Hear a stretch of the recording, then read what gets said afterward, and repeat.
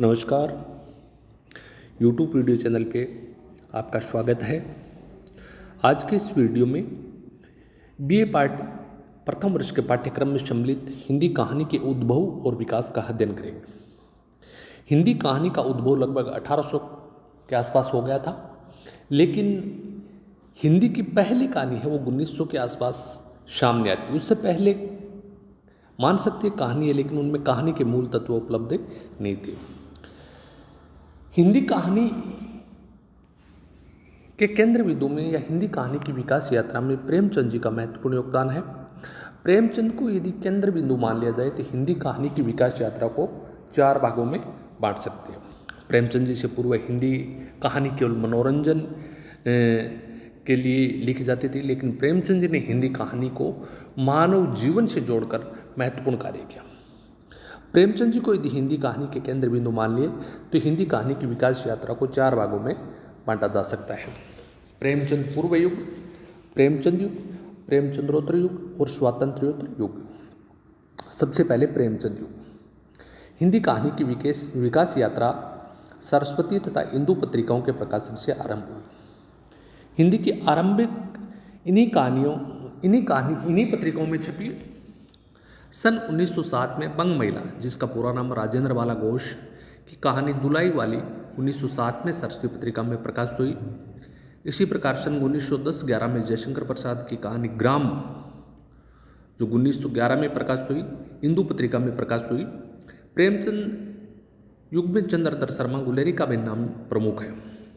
गुलेरी जी के द्वारा लिखित कहानी उसने कहा था, जो 1915 में सरस्वती पत्रिका में प्रकाशित हुई, अत्यंत लोकप्रिय कहानी। ये कहानी उदात्त प्रेम की कहानी है।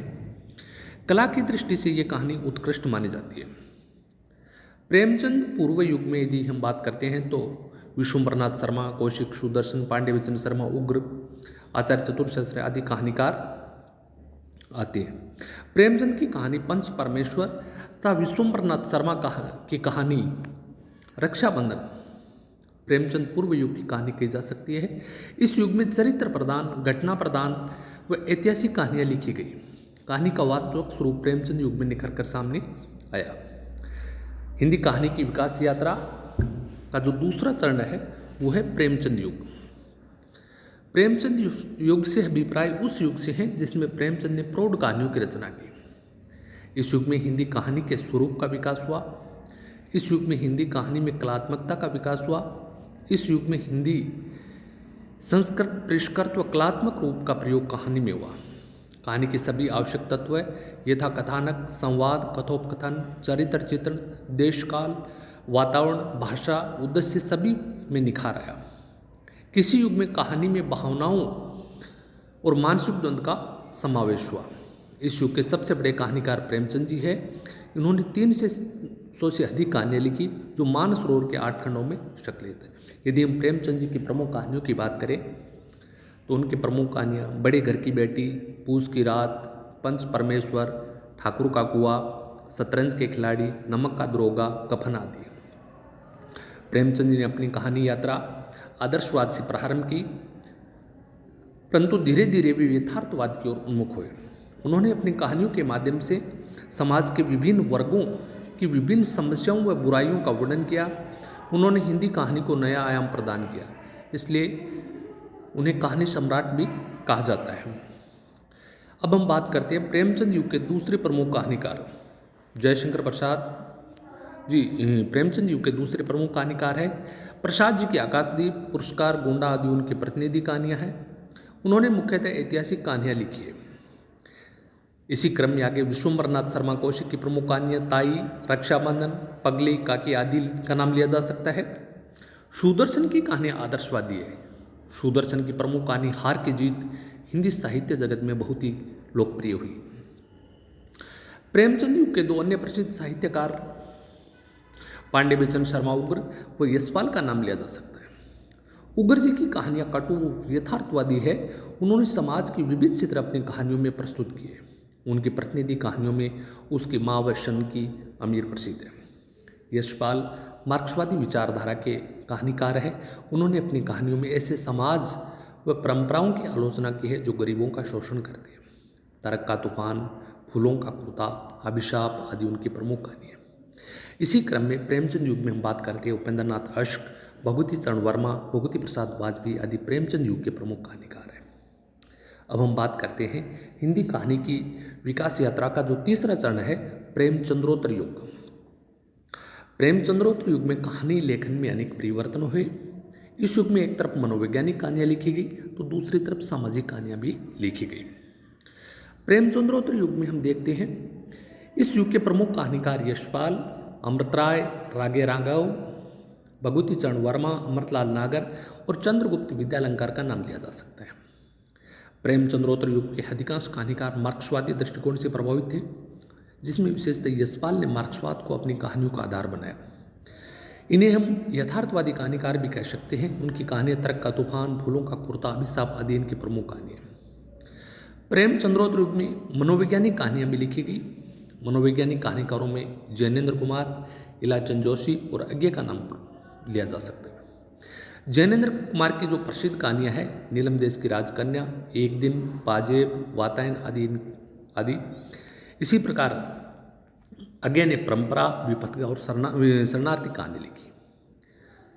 अब बात करते हैं आंचलिक कहानीकारों में फणीश्वरनाथ रेणु तथा मार्कंडेय का नाम भी उल्लेखनीय है। रेणु जी की प्रमुख कहानियाँ लालपान की बेगम, तीसरी कसम, मार्कंडेय ने लिखी थी साजा अकेला तथा गुलरा के बाबा जैसी आंचलिक कहानियाँ लिखी। अब हम बात करते हैं हिंदी कहानी की विकास यात्रा का चौथा चरण, स्वातंत्र्योत्तर युग। स्वतंत्रता के पश्चात की कहानियों में कथ्य तथा शिल्प की दृष्टि से अनेक नवीन प्रयोग हुए और लंबी यात्रा के पश्चात हिंदी कहानी नई कहानी के नाम से प्रसिद्ध हो गई। स्वातंत्र्योत्तर युग की कहानियों को कई भागों में विभक्त किया जा सकता है, जिसमें सबसे पहला भाग है नई, कई शीर्षकों से विभक्त किया जा सकता है। और पहला जो इनका शीर्षक है वो नई कहानी। भारत की स्वतंत्रता के पश्चात नई चेतना का विकास हुआ। स्वतंत्रता आंदोलन के दौरान आम आदमी ने जिन आशाओं और सपनों को संजोया था वे अब टूटने लगे थे। राजनीतिक स्तर पर जहाँ भ्रष्टाचार बढ़ने लगा था, वही सामाजिक स्तर पर जातिवाद और अधिक भयानक रूप धारण करने लगा था। ऐसे वातावरण में लेखकों ने इन समस्याओं पर जो कहानियाँ लिखी वह नई कहानी के नाम से विख्यात हुई। नए कहानीकार के नाम में यदि लेते हैं तो उसमें मोहन राकेश, कमलेश्वर, राजेंद्र यादव, अमरकांत, शेखर जोशी, भीष्म साहनी आदि कहानीकारों की कहानियाँ नई कहानी के अंतर्गत आती है। इसी क्रम में जो दूसरा शीर्षक है नई कहानी के बाद में आता है सहज कहानी। सहज कहानी की बात अमृत राय ने उठाई। सहज शब्द की व्याख्या करते हुए अमृत राय ने कहा, सहज वह है जिसमें आडंबर नहीं है, उड़ा हुआ मैनरिज्म या मुद्रा दोष नहीं है। उनके अनुसार सहज कहानी वह है जो सहज कथा रस से युक्त हो। सहज कहानी के संबंध में उन्होंने स्पष्ट कर दिया कि सहज कहानी न तो कोई नारा है और न ही कोई आंदोलन है। वास्तव में सहज कहानी अकेले कंठ की पुकार बनकर रह गई। उनकी इस वैचारिकता को अन्य कहानीकारों को समर्थन नहीं मिलता। इसी क्रम में अगले जो शीर्षक है वो सचेतन कहानी। सचेतन कहानी डॉक्टर महेप सिंह की देन मानी जाती है। सचेतन कहानी व्यक्तिवाद का विरोध करती है और मनुष्य को उसके समग्र परिवेश के संदर्भ में स्वीकार करती है। कहानी में सेक्स का जबरदस्त आतंक था, लेकिन सचेतन कहानी इस आतंक से मुक्त है। सचेतन कहानी में विविधता और गहराई दोनों मिलती है। समांतर कहानी। समांतर कहानी की अवधारणा कमलेश्वर ने प्रस्तुत की। अक्टूबर 1974 के सारिका पत्रिका के अंक से समांतर कहानी का दौर शुरू हुआ। कमलेश्वर, कामतानाथ, जितेंद्र भाटिया, मिथिलेश्वर आदि कहानीकारों ने इसका समर्थन किया, परंतु समांतर कहानी के अधिकांश पक्षधर इसे आंदोलन नहीं मानते। मिथिलेश्वर ने इसे आंदोलन मानने से इनकार कर दिया, परंतु इसकी खूबियों की प्रशंसा की। अनेक आलोचकों ने इसकी आलोचना भी की है। शैलेश मटियानी एक प्रमुख कहानीकार है जो इसकी आलोचना करती है।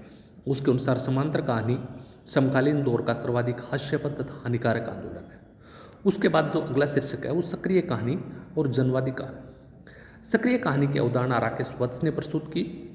राकेश वत्स के अनुसार सक्रिय कहानी का अर्थ होता है आदमी की चेतनात्मक ऊर्जा और जीवंतता की कहानी। सक्रिय कहानी और जनवादी कहानी एक बिंदु पर बहुत निकट है और वह है व्यवस्था विरोध।